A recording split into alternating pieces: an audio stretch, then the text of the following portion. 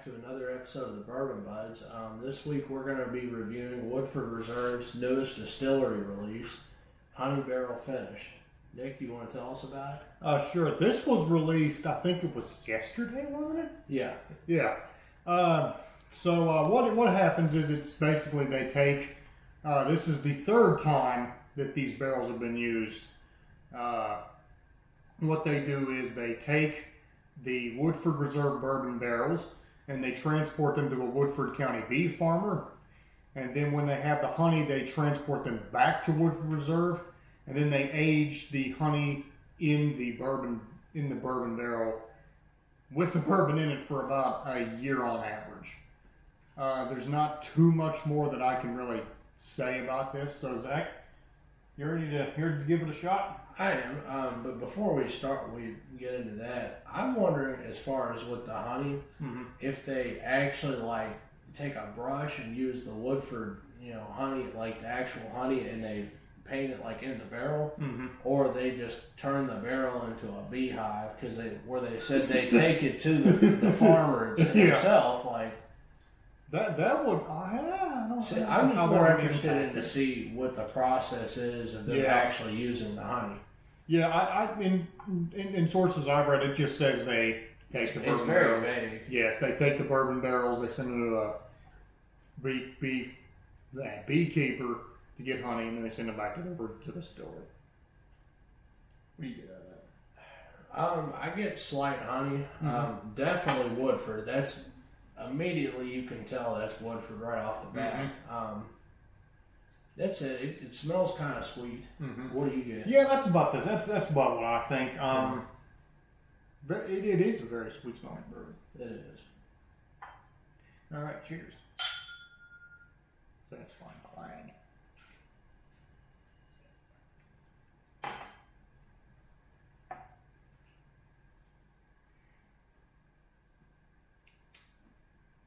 What do you think? I think it's pretty good. It's definitely sweet, and you can taste a slight hint of honey. But I've got a couple of complaints with it. First of all, I think it should be a little bit higher than 90 proof. Like, I know that's Woodford's saying. Yes. But I think when it comes to special releases like this, I think they're really missing out on a lot of flavor by not even just making it like 100 proof, for example. Second of all, I mean, I don't think this exhibits as much honey as they claim it being a honey barrel finish, but it's still pretty good. It's better than some other distillery releases. I mean, to be fair, I don't think they tell you just how much honey they use in these barrels. Yeah.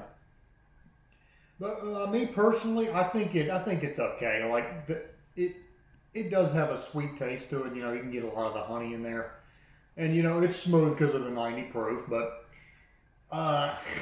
Where it sort of falters for me is the finish. Yes. The finish, it's so contradictory to the sweet taste. Like, you are getting a sweet honey on the actual palate, and then on the finish, you are getting a sort of like a sour-ish sort of taste, and it just really brings it down a couple of pegs. It's kind of like Italian seasoning almost. Yeah, that's exactly what it's like. Which, I hate to say that. Very herbal. So, I mean, it's the fact it goes from like one opposite end of the spectrum to the other. Yeah, and they don't mix. Second. Sweet and sour is something, for me at least, they mix only in a very specific circumstance. It may work on chicken, but not this. Yeah. Not this. So would you? So for retail, these go for about $50 at the distillery gift shop. Nick, would you pay that for? No. I'd pay like 35 to 40. I agree with that. 30 to 40.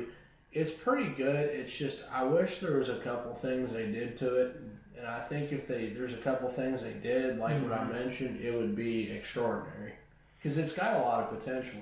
What holds it back is the 90 proof. Yes. If it was like, I know cash strength is, if it was a cash strength bottle, this would not be going for $50. But if they had a higher proof, like let's say 100, maybe even 110, if they really felt like they wanted to just branch out and do something different, it could work. And another thing that I really think could help this bottle is like the texture of the bourbon itself. Like for me, honey, as far as I know, the like true honey that you get out of a beehive is like thick. It's very viscous.